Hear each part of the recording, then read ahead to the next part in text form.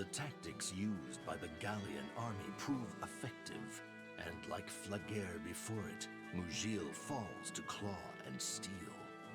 Before Begnion can react, the Laguz overwhelm the remaining border defenses and cross into the Telgum region. With both defensive keeps overrun, Telgum falls like ripe fruit at the feet of the Laguz Alliance. Inspired by their success, the Alliance takes advantage of this momentum to strike toward the very heart of the Begnion Empire. Dukes Gados and Celiora are horrified by the speed of the Laguz advance. Banding together with the landowning nobles of the northern territories, they mass their armies in Celiora to oppose the Gallian assault. Using the Riban River, a tributary of the mighty Miscale, as a defensive front, the Begnion forces make their camps along its western bank in the Sestol Plains. It's just kind of funny to me how they rattled off so many names of places when, like, 99% of the time, the things that matter most are, like, the names of the kingdoms, the names of the nations.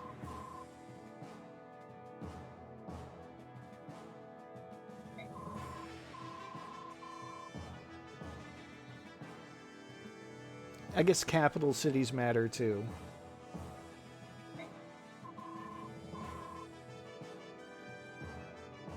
But the point is, you don't have to remember the name of the rivers or the plains or these other cities, or like this Telgum place. Literally never heard of it before. Didn't happen in Path of Radiance. Nothing doing here. It's already been defeated. Anyway.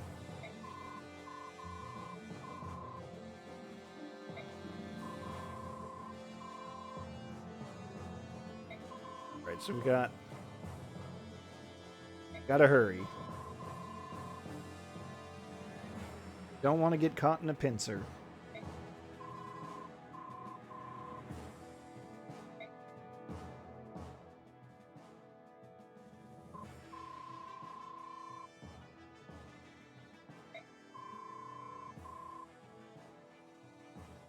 Ah.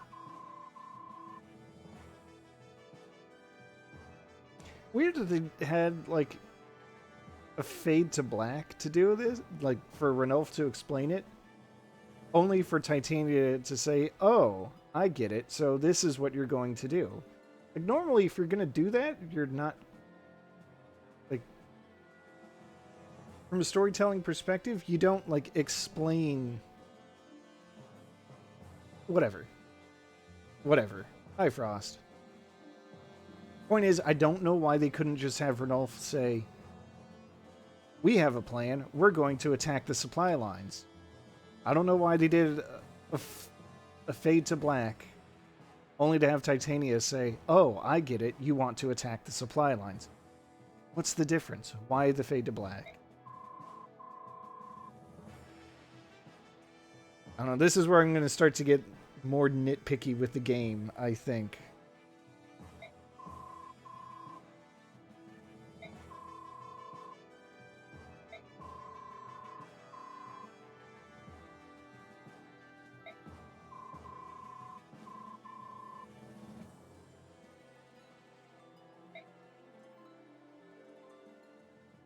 Yeah, this is...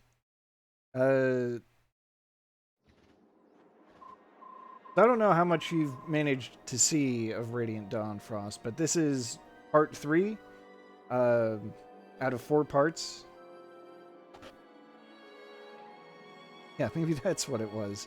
This is part 3 out of 4, and, like, right away is when the story kind of starts falling apart for me. So, the trend is continuing. Alright. Good.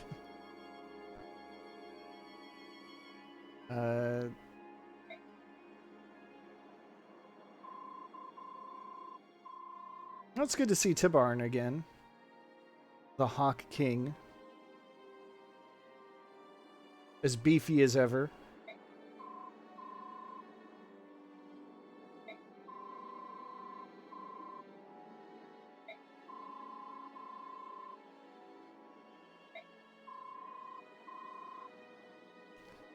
And then, of course, we've got the Raven King, who's, yeah, he's the king of the Raven tribe, who is, duplicitous and inscrutable. Is that the word? Yeah, that's the word. Full of all kinds of lies and secrets and deceit. Never figure out what his angle is.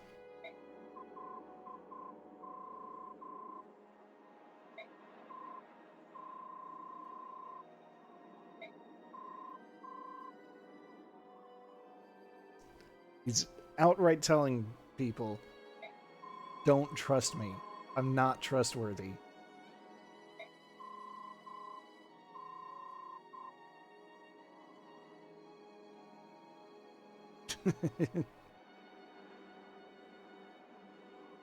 That would be something. Raven himself was also very edgy. Just full of rage. Ultimately misplaced rage, but rage nonetheless.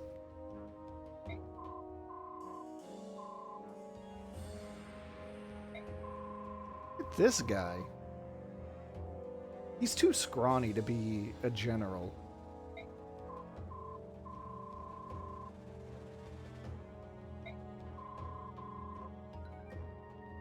Generals are supposed to have big hulking armor. Look at this guy.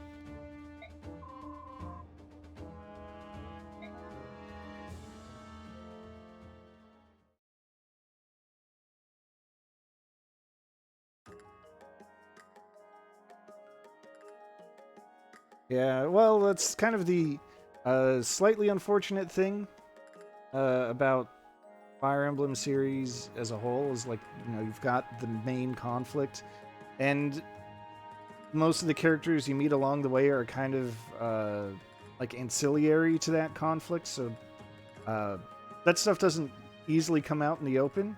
You do have to do the supports to get at most of it. I can see how that would be an issue, especially in the older games where you had limited numbers of support conversations you could have in a given playthrough. I do think it's better in the later games where, starting with Awakening, they removed the limit on support conversations, so you could actually see, like, all the facets of a character through their interpersonal relationships.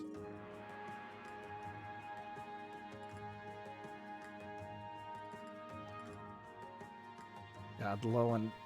See, case in point, I don't know a thing about Lowen. I vaguely remember that he hit something about food. Keeps rations with him all the time. Don't go hungry on the battlefield. Anyway. Info conversations. Let's see what goes around. Oh, it's Heather. Our very much decidedly gay thief. Just, you know, before they could actually say so.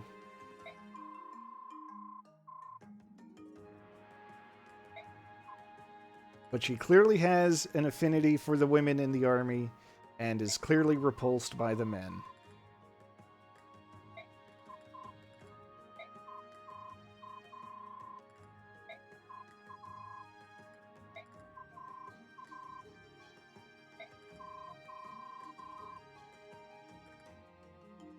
We're also seeing a little bit of Ilyana's personality, which is she hungry.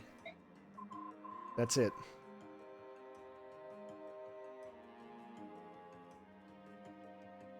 I guess they did, huh? Yeah.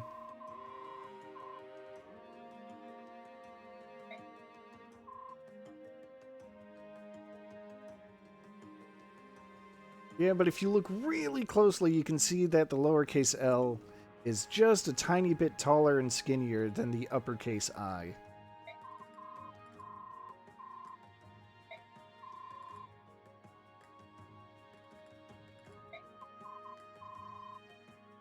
Also, I guess it's kind of a surprise that she's here. Like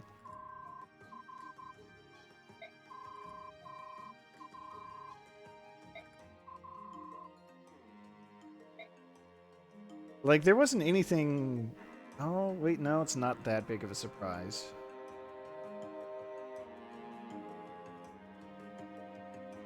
Yeah, in the text font, they seem to be identical. It's just in the names. That's right. I kind of forgot. After the last battle, we reunited with the merchant convoy. So Ilyana, who is traveling with them, of course she's here. Let's go check out the item shop. Good old Amy, who has always had the hots for Ike. Which, you know, Ike has gotten beefier, so it's understandable.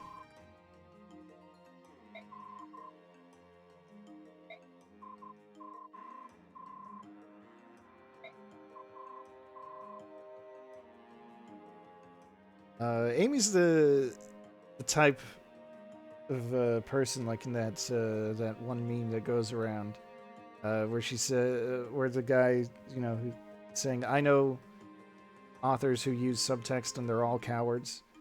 Amy is very much about putting her hots into text and not leaving it as subtext.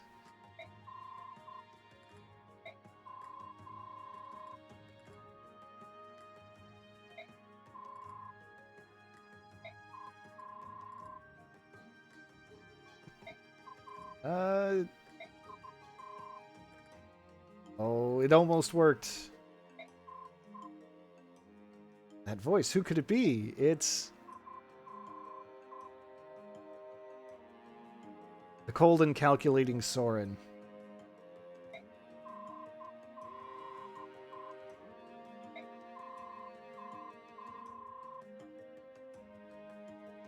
Who's figured out that the rumor cannot spread like wildfire.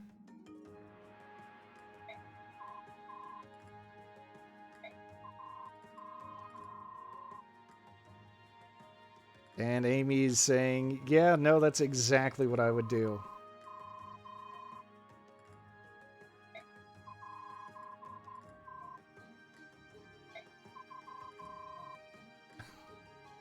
Oh, jeez.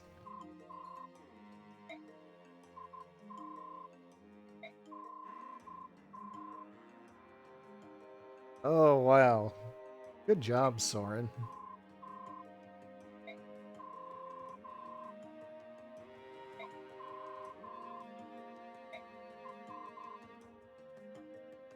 Sweet talking her and then haggling with her.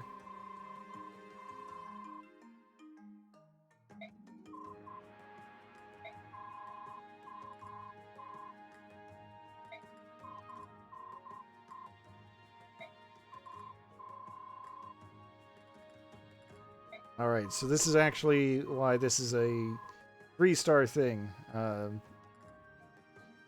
base info conversation. The silver card will make all the shop items half price, which is really good. The only thing is, it's only good while we're still in the base. Like, as soon as we leave the base, it disappears. So I've already got a plan set up for what to do with this.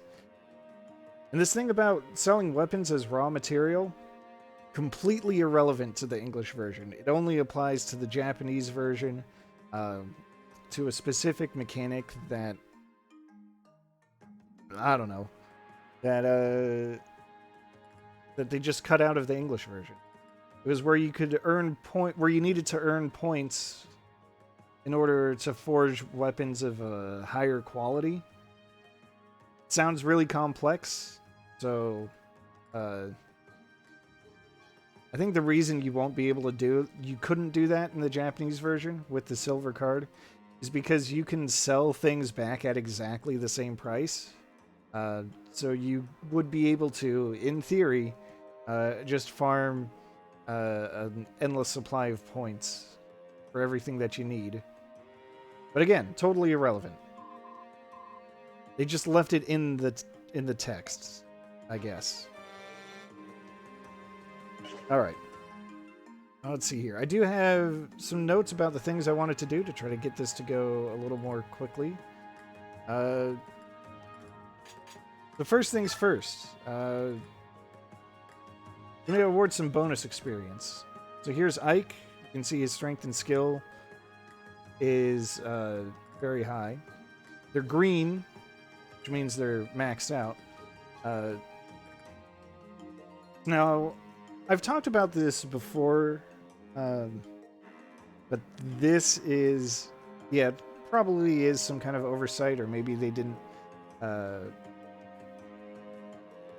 maybe there's some planning issues involved, like maybe the translation came in before they made the gameplay changes. Anyway, bonus experience. So just as a reminder, the thing about bonus experience, when you use that to level up a unit, is that they will always, always, always get 3 stat gain. With an exception being if they've maxed out so many stats that there aren't 3 stats for them to gain points in anymore. What that means is that early on, you want to level up your units naturally, but once they start hitting caps in their most important stats, like their most likely ones, like Ike having max strength and max skill already, then you kind of want to just use bonus experience to get them the rest of the way. So that's what I'm going to do here. I'm actually going to take Ike, and I'm going to level him all the way up to 20. It's a lot of bonus experience, but there's really no disadvantage to doing it. We're just going to try to fast forward these. All right. HP, speed, and defense. We're going to be seeing that quite a bit, because those are his highest growths that he still has. I mean, not every time, but...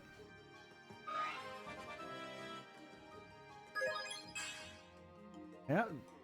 Defense and resistance.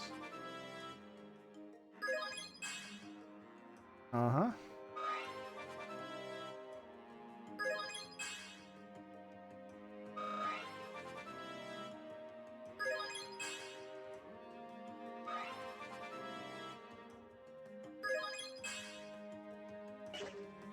Alright, so that didn't quite go the way I expected it to, but by doing that, Ike now has caps in HP and defense. His speed is only 1 point off. So having all of his stats, like all of his important stats, being basically maxed out at this point, really good. I mean, you might as well do it.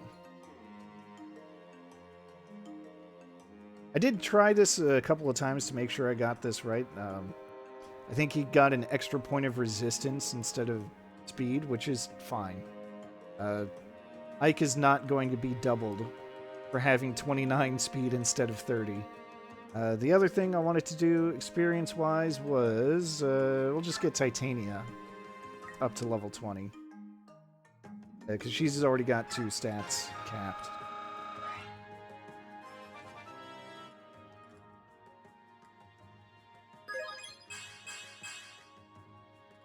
Alright, skill and speed are the important things. Magic is actually a really good get for her. I think I wanted to leave that there. I think those are the only 2 people I wanted to give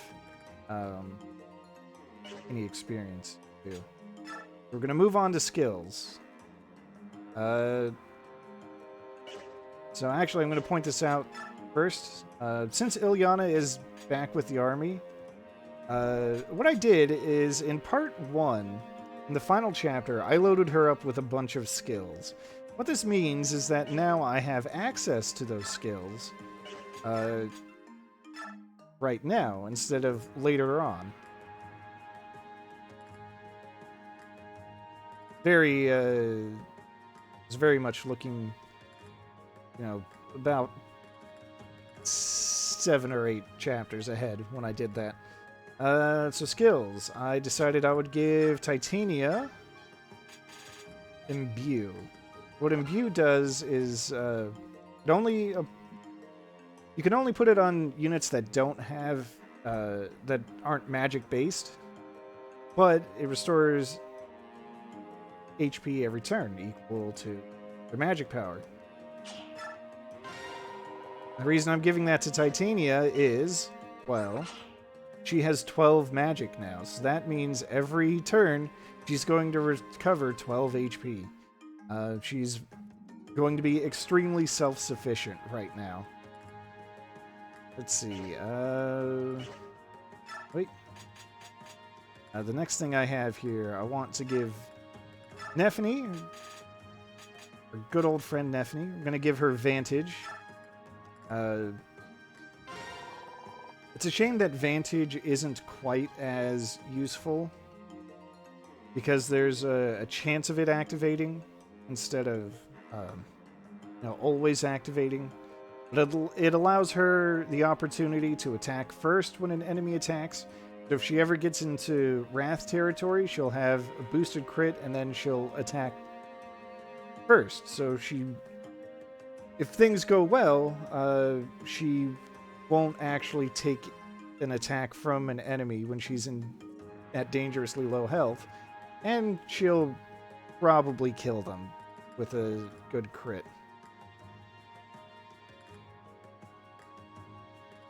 Persona 3 and 4, they probably do pronounce it right. It could be that I'm pronouncing it wrong.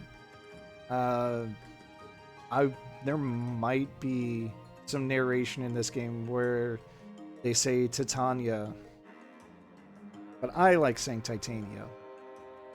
That's on me. Anyway.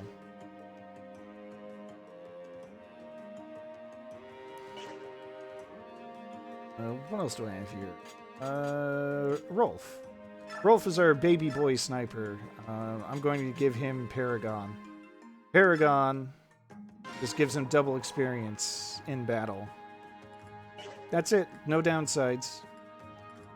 Ilyana, I'm going to give her Discipline just because she's basically the only unit in the army who does not have oh, really? Oh, well. Who knows? Things like pronouncing names is kind of fluid. Anyway, Ilyana, like I said, she's like our only unit whose weapon level isn't maxed, so that's why she's getting Discipline. Also because she literally doesn't have the room for any other skill.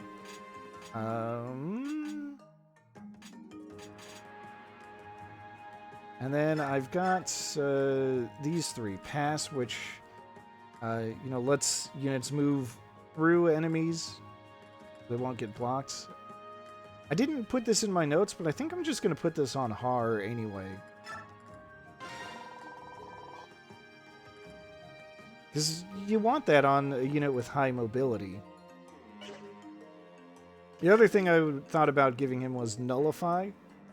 But that's not going to be relevant in this particular chapter. So I can adjust that later on if I need to. So let's see. That's it for skills. Shopping. A couple of important things that I want to do. I'm going to sell these iron weapons. I won't need them.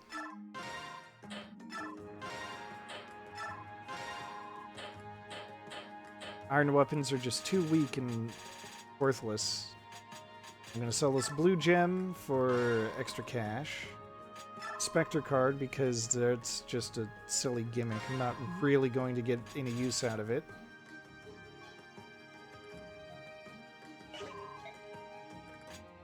Now forging. Forging is where we've got the big things. Right,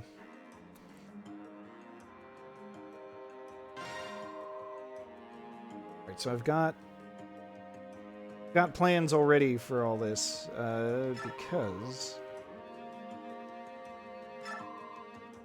the coin bonuses.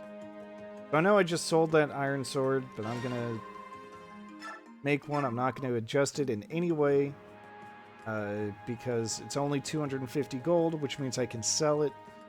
Well, thanks to the silver card, which means I'll be able to sell it for 250 gold. The important thing is using the coin. So I did some research on this after the last stream. So I knew before that you couldn't get like a different coin bonus. Like, okay, it shows you the 5 cards, right? And then you pick one of them. So you're probably thinking, oh, well, you've got a chance of getting any one of those. That is incorrect.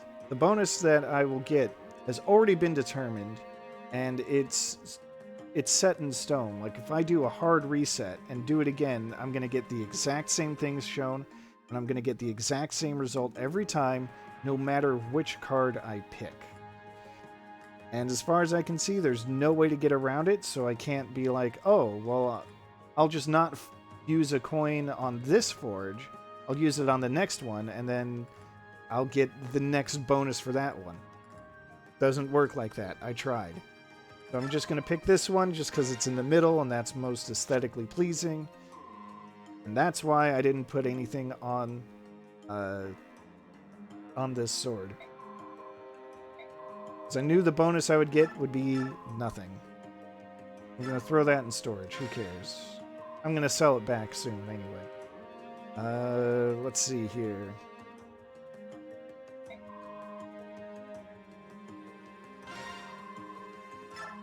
Now I'm going to make a real weapon. I'm going to make a steel sword.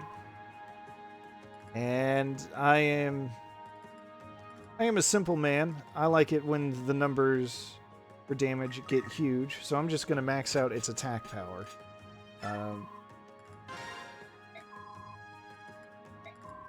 Use the coin, because what this one is going to give me... Watch, this is... Hello, yes, I am the Fire Emblem enjoyer. Playing probably the least favorite of the Fire Emblems that I've played. Wait, second to least, now that the original one has come out on Switch. Anyway, this forge is going to give me an extra point of might and also 5 points of critical. Watch. See? 1 point of might, 5 points of crit. So that's going on the sword.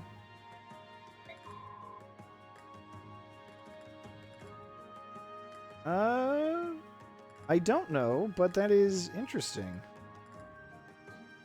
24-hour stream. I am working tomorrow, so I don't know how much I'd be able to watch. But that is definitely something I will keep in mind.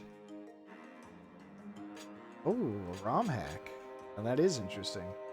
Alright, Steel Sword is going to Mia because her weapons are kind of weak and she herself is kind of weak. So that's going to help her a lot. Let's see, what do I have next? Next I have Steel Bow that I want to make. Again, I'm going to crank up its might to as high as it'll go.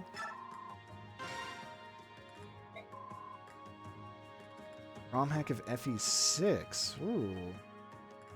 Is it like a complete overhaul, or is that like a rebalancing kind of thing?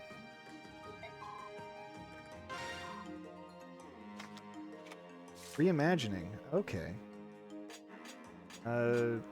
Right, so I cranked up... I see.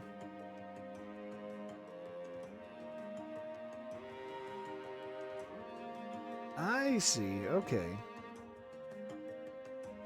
Where is I? I've cranked up the might on this bow. It's actually going to be even mightier.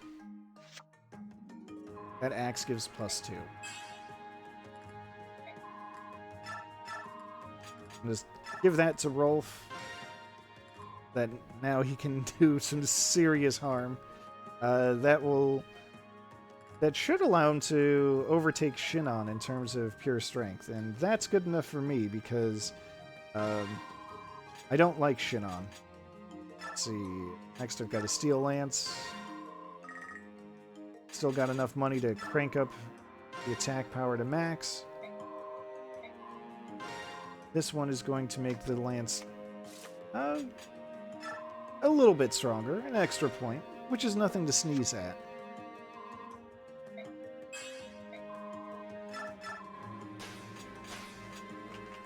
Oh, thank you for the follow. Oh, that was a host? Thank you for the host. I got my own alerts mixed up. There's the follow I thought that was.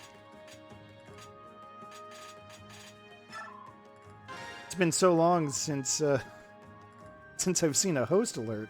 I just kind of assumed that that's what it was. Or that it was just a follow. Not just. I don't want to say it like that. Anyway, Nephne gets the Steel Lance for reasons. Also, oh right, because she's also lacking a little bit in strength. Let's see.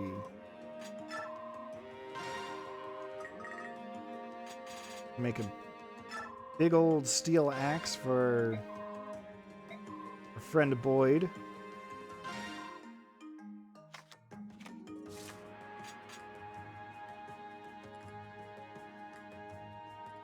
Yeah, that's about what I anticipate when it comes to hosts.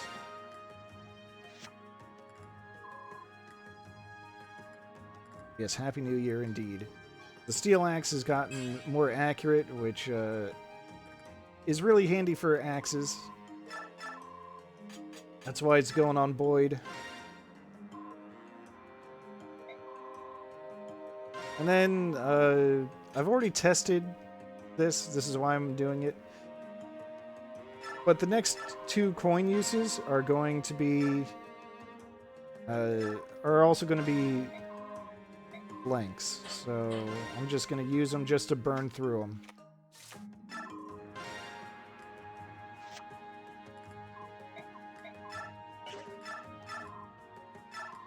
Just throw that. And just one more. Yeah, we'll use it. And what do you know? It's another vine. Who could have predicted?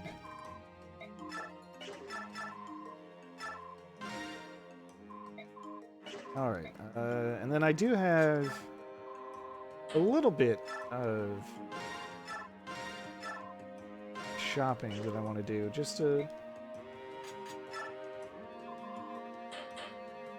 to make sure everyone's well equipped. I'm going to buy this poleaxe. And I'm going to put that on Brahm because his weapons are kind of weak. Let's see, next I've got a steel bow. I'm going to put that on Shinon because he's still going to be in the army, at least for this battle. I don't want him to burn through a killer bow all that fast. And then, just because I can, just because it's so cheap, get a steel dagger. I'm going to give that to Heather, who really shouldn't be in combat. But if she is going to be in combat, might as well have something she can actually use. Which reminds me, I think I will... Well, it's not going to be a big difference either way. Come to think of it. Oh, right, the shop. Shop itself. I could get an arms scroll, but again, almost everyone in the army has maxed out their weapon level, so I don't really need it. Also, you can't cheese it and give it to Laguz, who would get significantly stronger every time their weapon rank goes up. Worm Slayer, that's an indication that we're probably going to be dealing with Draco Knights. Not worried about it. Just, it's fine. I don't know. I don't really need any healing. I've already got the weapons. At this point, all I'm going to do... I'm actually going to sell that silver card back. Because I'm going to lose it very shortly anyway. I can't believe that they made it something you can sell for extra cash. And then supports. You have anything for supports? Nephany and Heather can't level up, so that's it. Oh.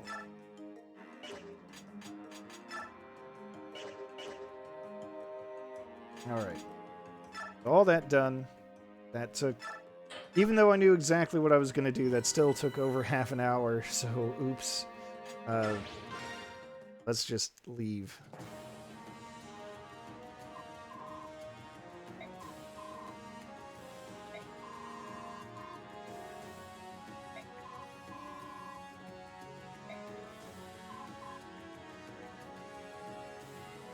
Alright, thank you for the well wishes. I hope your stream goes well. I'll try to check it out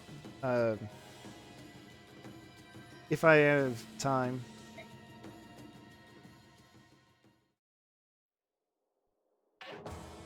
Alright, very little pre-battle cutscene. So let's see here. Yeah, there are those Draco Knights that I was predicting, just kind of all over the place. Okay, mostly on the eastern side. As is tradition, time to look through the inventories of all the enemies, see if there's anything worth going for. There's a statue frag, but who cares about that? Who cares? I don't care.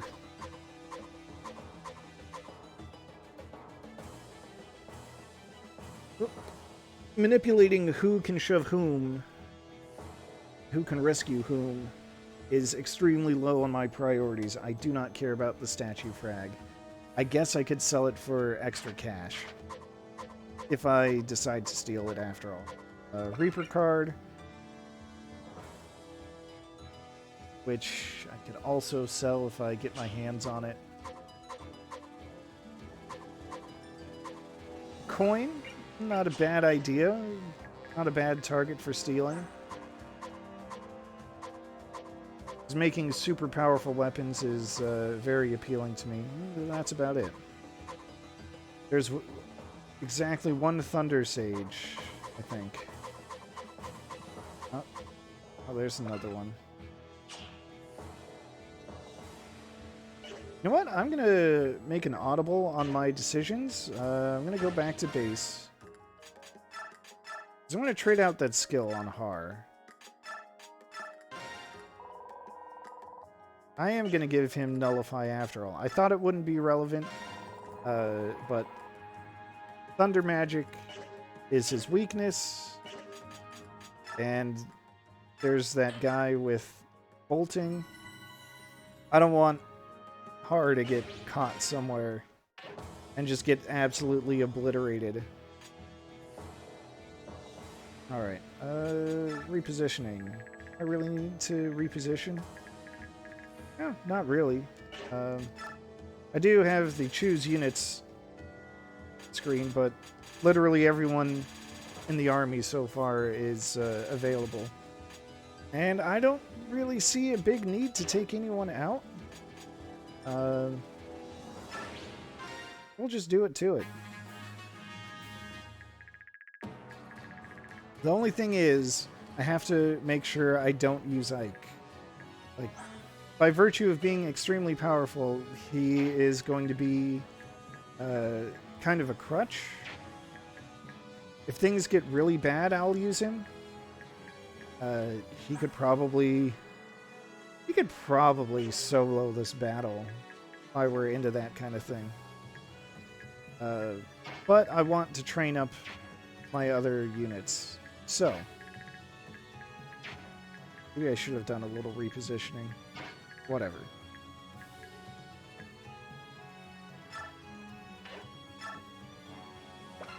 So this is why I made that Steel Lance for Nephany.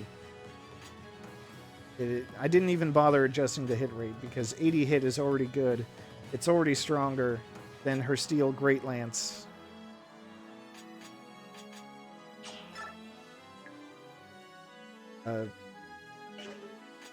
But since it is stronger, maybe I don't need to use its power immediately.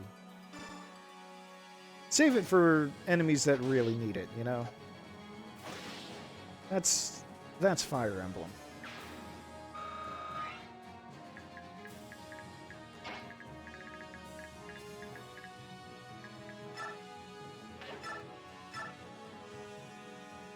Maybe I should have... Oh, no. Oscar is fine.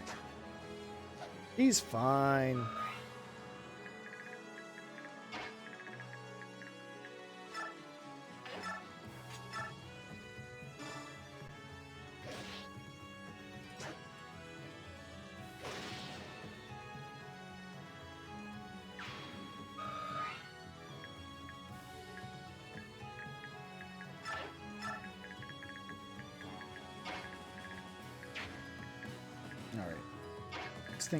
Thinking. I don't really have like a particular strategy. I guess the most I'm gonna do is just try to keep my head up. Watch out for the biggest threats. And then just kind of sweep through as a unit. All I have to do is defeat the boss.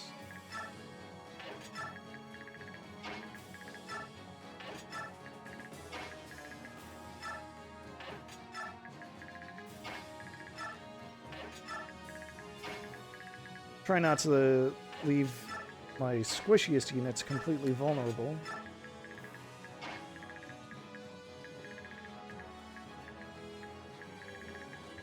Wind magic. Ha. Like I care about that. I forgot to do a little bit of regular item management. Look at this. This is the difference in just the accuracy of these two weapons. 25 points, and it is still more accurate for Haar to use the axe at a triangle disadvantage than to use the Great Lance at a triangle advantage. I guess this is the point where if you're not talking about a unit who's locked to a specific weapon type, just kind of go with whatever works. Like, you don't have to worry about the triangle quite as much.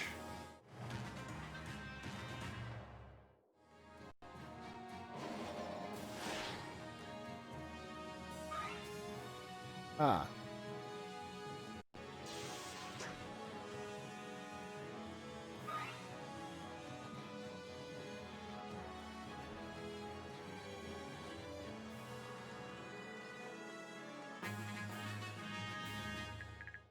Oh yeah, because I looked it up, and that example kind of shows it, but it's only like 10 or 20 points. Yeah, it's only like 10 points to accuracy and evasion when you have triangle advantage. Like, that's kind of fiddly. Oh, look at how good that bow is. A little too good.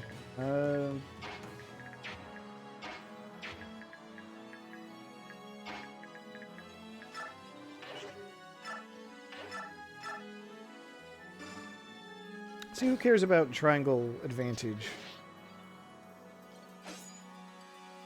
Okay, well, there, I guess it's a little more relevant. See, as long as they're coming down this way, maybe I'll have Titania come up here.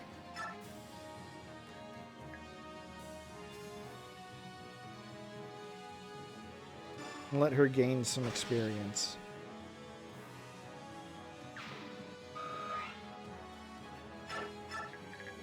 Because it sure would be nice to see her level up. Let's see. 26 attack, 7. Okay, so Haar is just weak to magic in general. That's just It's just how it's got to be. I see now. Probably could have stood to pay a little more attention, but it is what it is.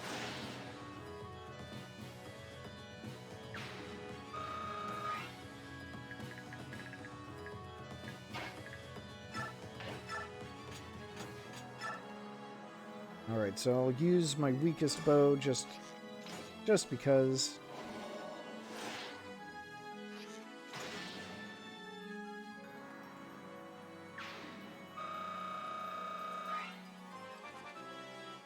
Attaboy, Rolf. We'll get him up to speed in no time.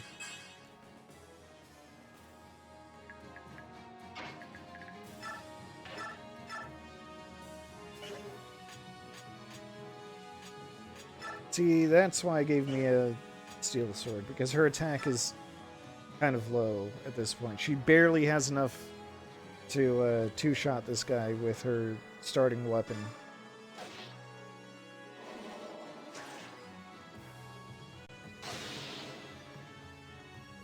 Which, a critical would have made a big difference, but alas, it was not to be.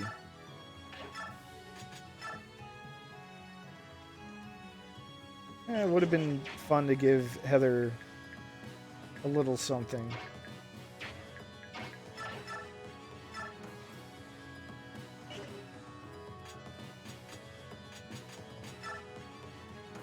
It might also be fun to let Haar try to get a one-shot on this guy. Or Nephany could do something.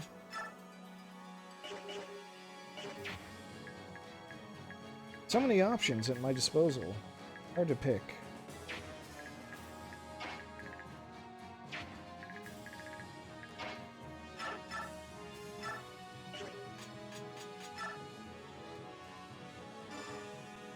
I guess I'll just go with this, even if Haar gets hit. Case in point, I can just have him retreat.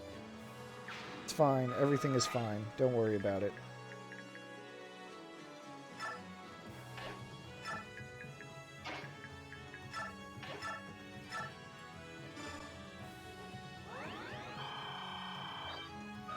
Look, good as new. I kind of want to keep Ilyana decently close to where that Draco Knight is, just because she's going to have that bonus damage. It'd be nice to get her promoted, finally, to second tier.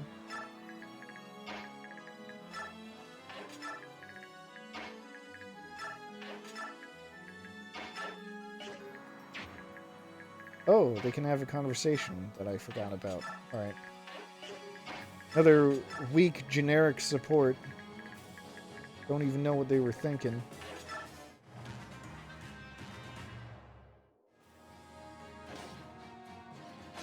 Yeah, surprise, but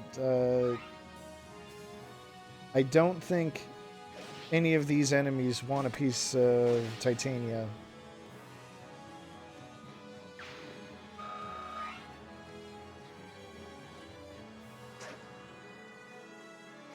Because if they do, oh, they'll get a piece, all right.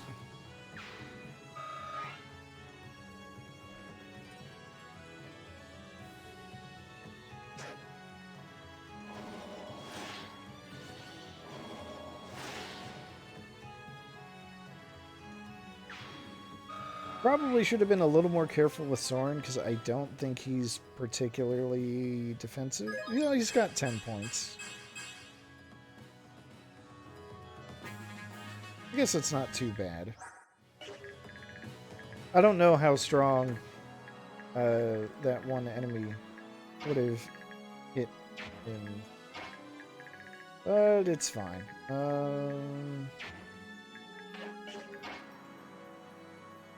I wanted to get Ilyana to attack that Draco Knight.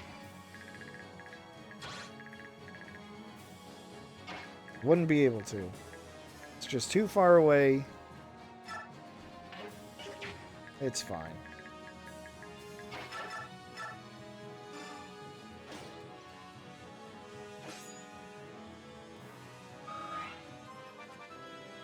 Alright, Gatry, what do you have for me?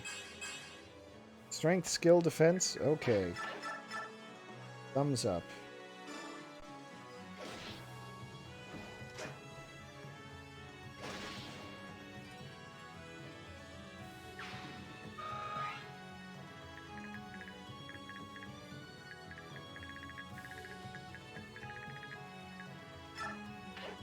Let's see if we can get that.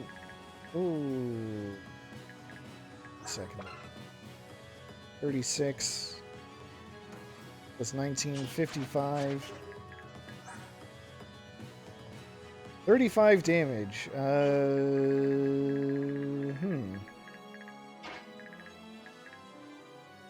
If that general gets a lucky shot in, it will nearly kill Titania. Nearly.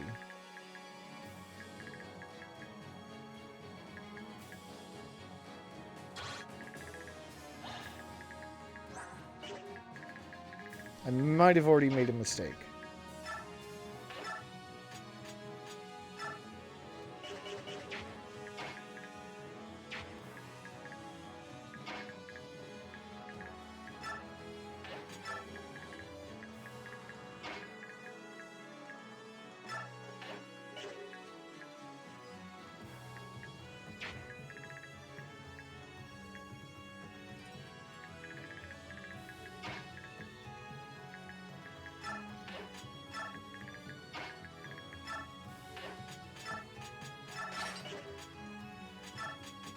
So we'll see what happens. Maybe that triangle advantage will pay off. Let's see, 110 versus 75, so that's 35 accuracy as things stand. Minus 10. 25. Alright. Okay. Titania should be fine. Just keep on rolling.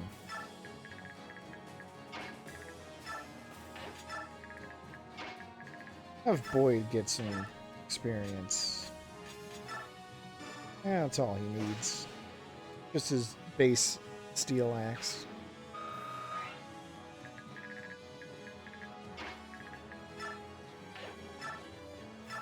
I swear I'm not owned.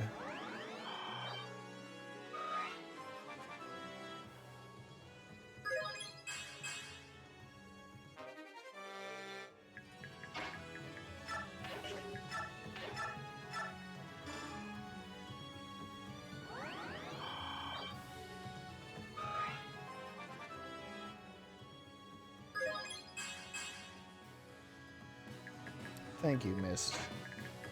Good level. Speed and luck. Just what I needed. Which one's the one with the coin? Was it this guy?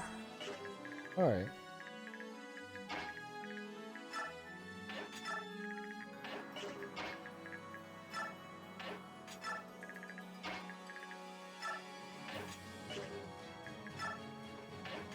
Lastly, we've got Ike to stare menacingly at the enemy.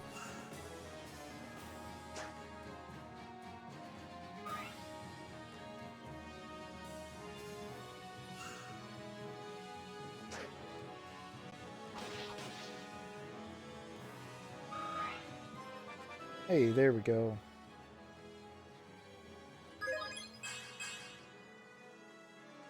Speed and luck again.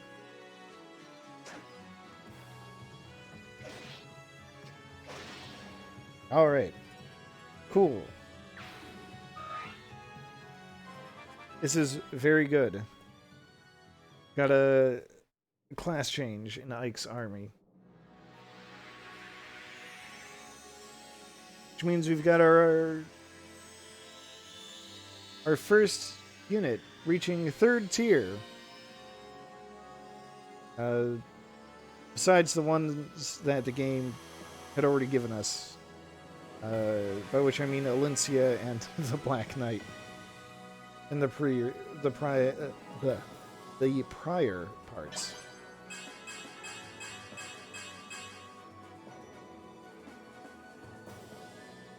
So yeah, Titania has gotten even bigger. Extra HP, extra strength. The extra magic means that she's going to recover between a third, like more than a third, less than a half of her health every turn. There's one other thing. Upon promotion, she's also gained the ability Soul. Soul is basically an upgraded version of the critical. This is her mastery skill. For the most part, units gain this mastery skill instantly when they reach 3rd tier.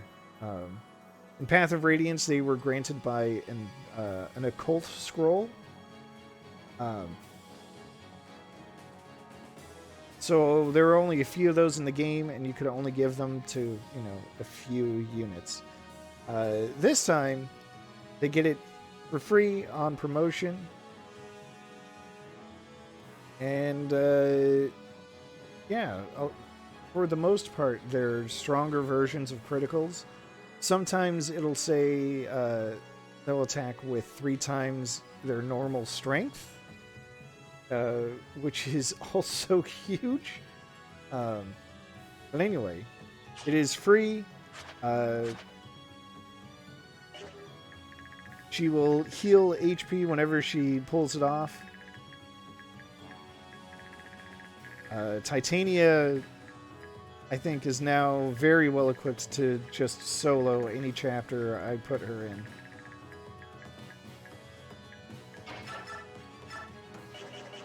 Let's see, Steel. Oh, hey, you know what? Since we're here, why not?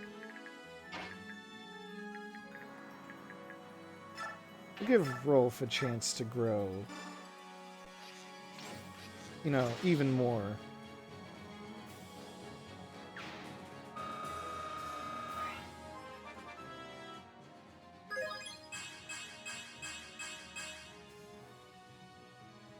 Very good level. It was worth giving him boosted experience. Meanwhile, with Ilyana, just attacking is kind of a threat. So I'm going to go for a disarm. It's pretty rare that this would actually work, but it didn't. Alright, that's fair. It would have made it safe for her to try casting magic. Now it's decidedly not. I don't think there's any way to just weaken an enemy.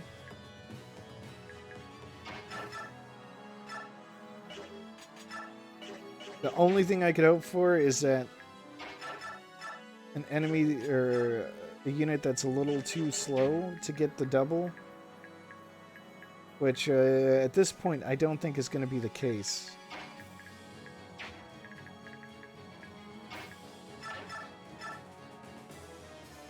Actually, Mist could do it.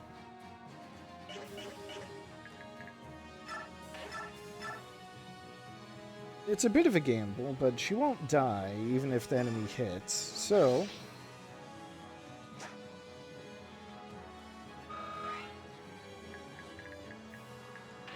and I'm going to battle save just to be on the safe side. So Ilyana should hit, but there's a chance that she won't, and a chance that the enemy will just obliterate her. Okay. Good.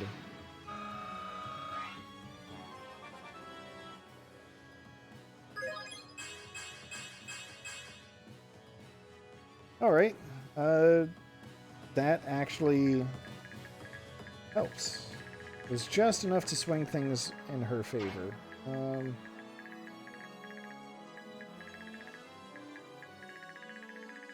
Boyd, what are you gonna do?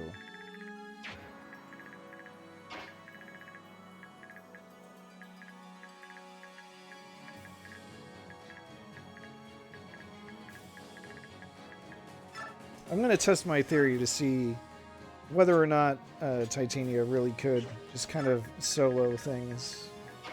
Void can play catch-up.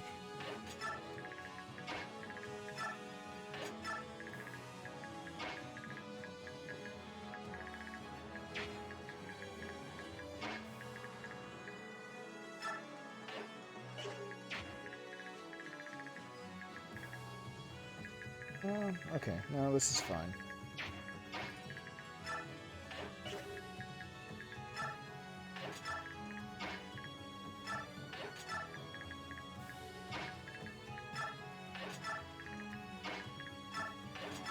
We'll just kind of form up around Soren, just to keep him safe.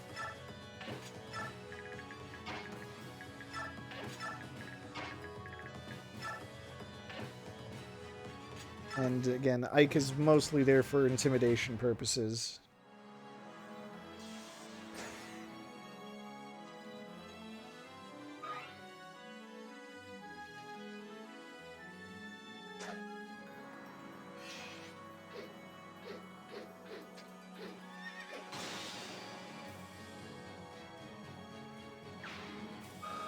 There's our first soul activation. I don't think, or at least I don't remember if this was the case in Path of Radiance. But I really appreciate how when these mastery skills activate in Radiant Dawn, even if you don't have the full attack animations turned on, you still get a different animation.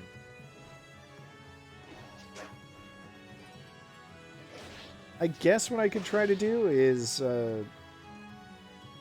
see if I can't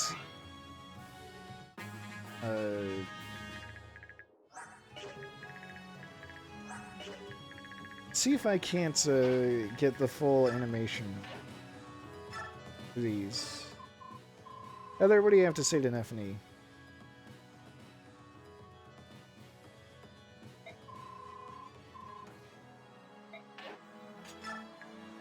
What a deep and meaningful conversation these two have.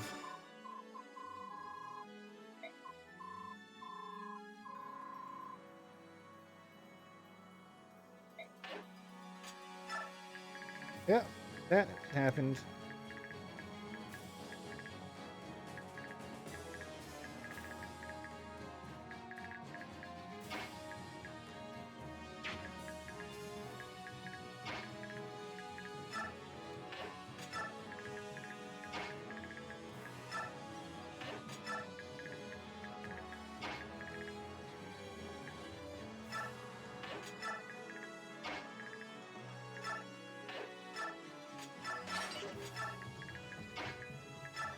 Have Rolf equipped with his super bow.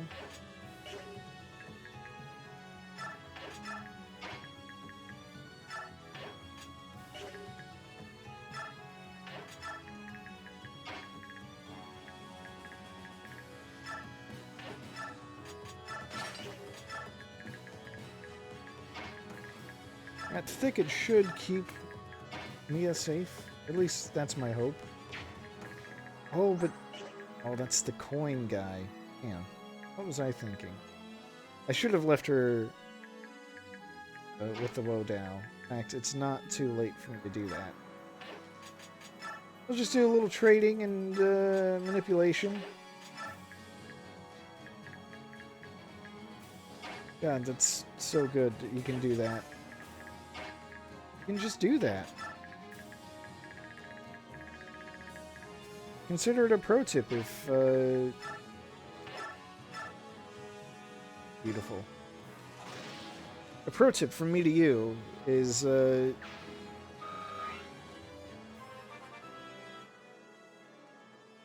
you need to change your unit's weapons and you've already moved them, you can just open the trade menu and rearrange their items, because units always equip the topmost weapon in their inventory.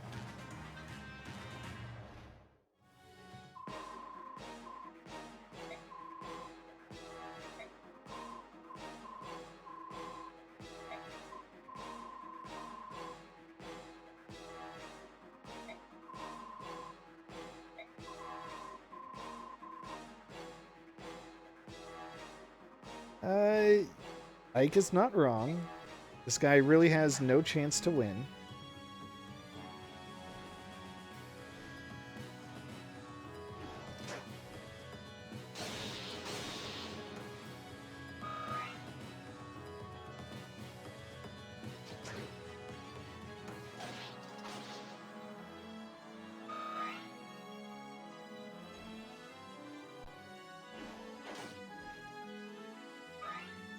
It's okay if Shinon takes a bit of a hit.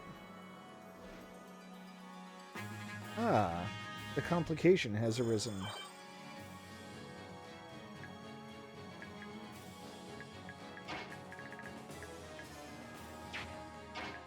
Right, so,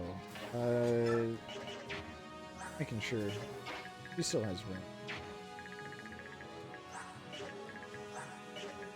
I'm not interested in the statue frag. I am interested in getting that coin.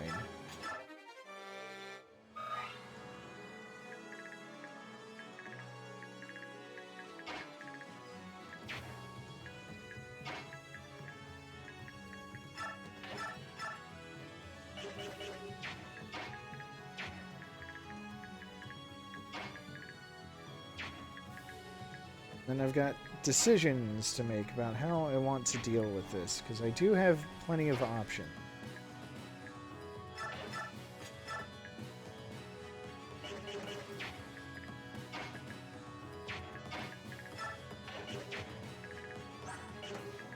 Just for funsies, let's see what Ike would do. Ike would not necessarily get the kill one round. That's surprising.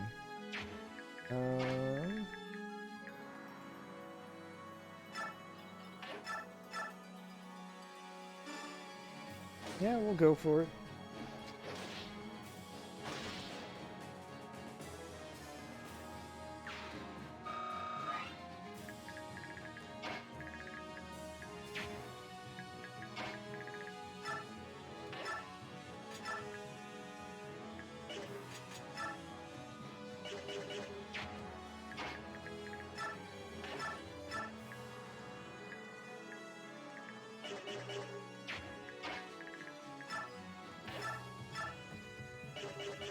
Okay, putting pieces together.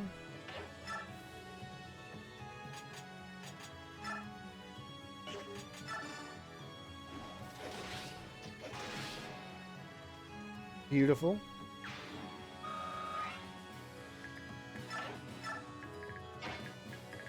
I love it when Haar can just say, I don't think so.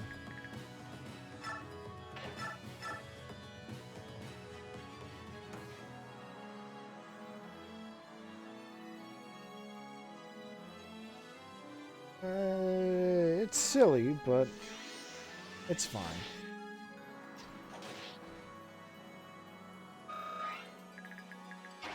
I can take care of it.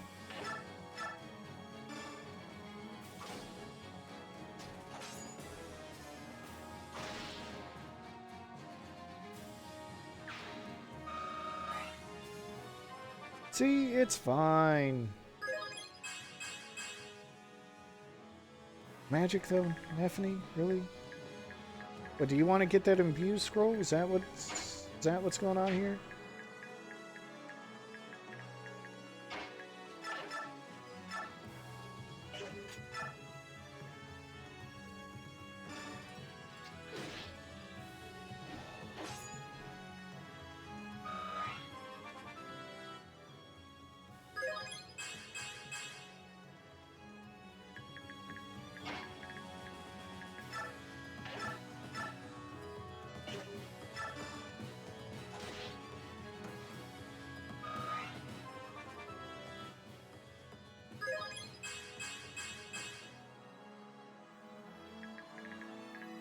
Magic from Boyd, really?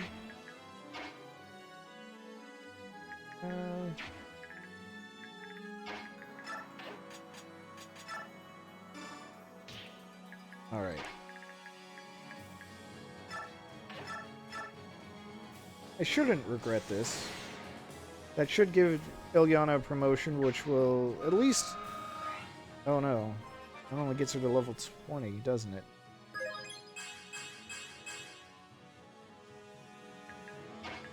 Alright. Not a promotion, but that's okay.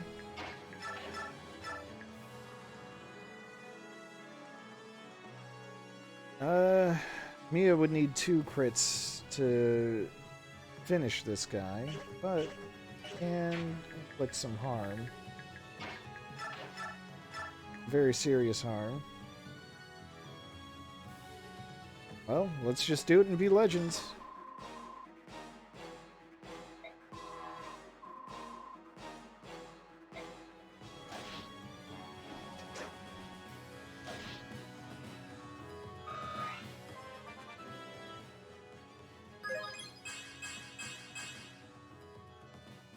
Hey, she's close to maxing out skill and speed, which means she'll be a great candidate for bonus experience levels.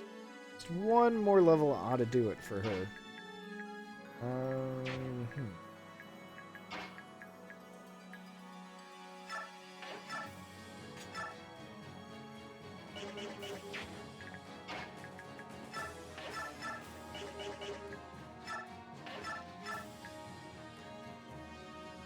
Could give Mist that kill. Will I?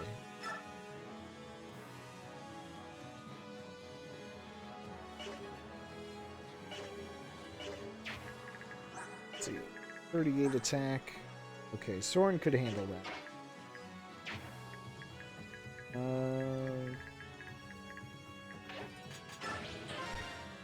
We'll do another battle save because I believe there's a way to get some kills out of here.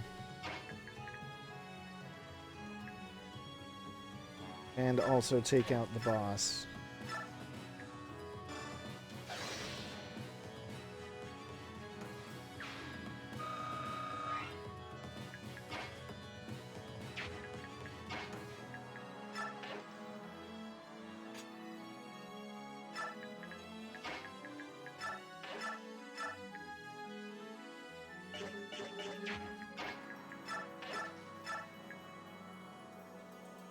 Alright, that's looking a little rough.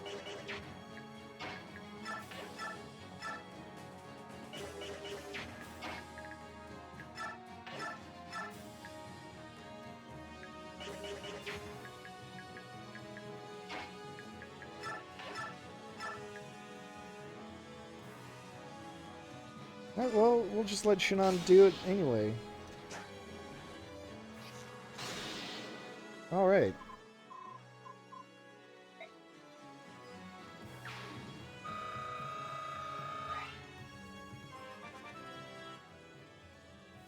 Shannon, I don't like you as a person, but there's no denying that you're a pretty good shot. So, thank you.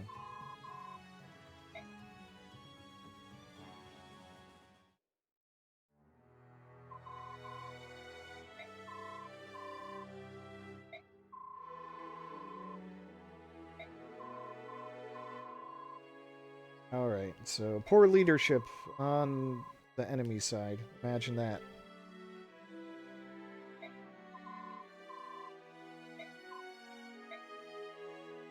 And I guess the Central Army's already here. That's bad.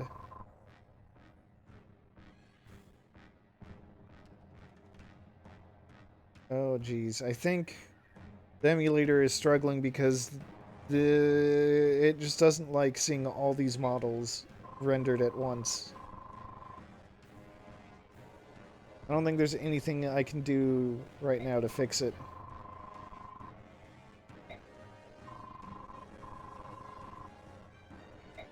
Well, so much for our strategy. Yeah, see, as soon as they scrolled off camera, things got fine again.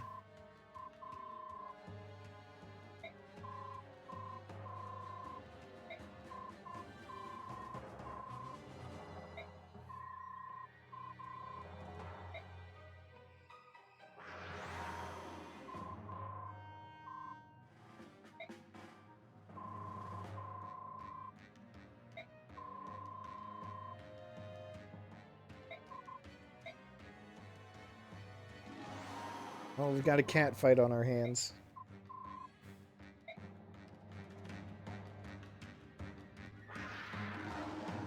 Oh, cool.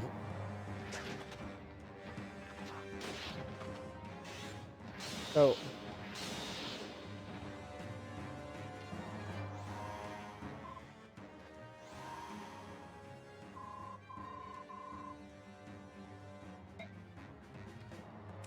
He'll be fine after some broken bones.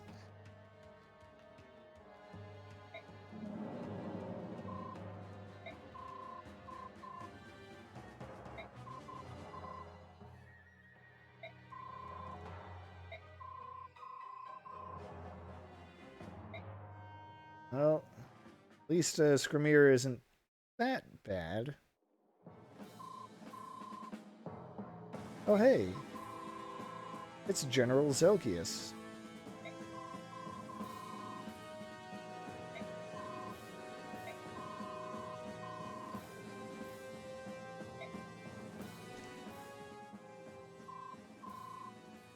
Now, Zelgius did make an appearance in Path of Radiance. It was a very brief one, though. He was leading Begnion's forces that came in behind Ike and the Crimean Liberation Army. When Ike took the capital of Dayan, he left Zelgius just in charge of the region so that I could lead the Liberation Army back into Crimea itself. That was his entire role. That was Zelgius's entire role in Path of Radiance. So he's back.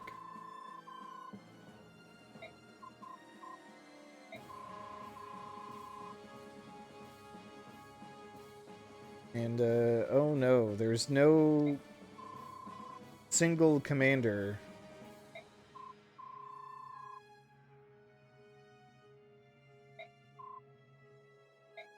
It's very bad for the army, but the fact that Zelgius is here and has what it takes to take charge is actually very bad for us. Power's been split.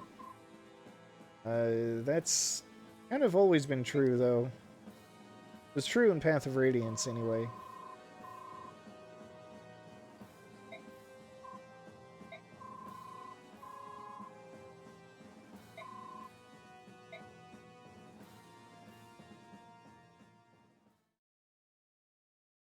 Well, I guess that's why the chapter was called Stormclouds, because they're starting to gather.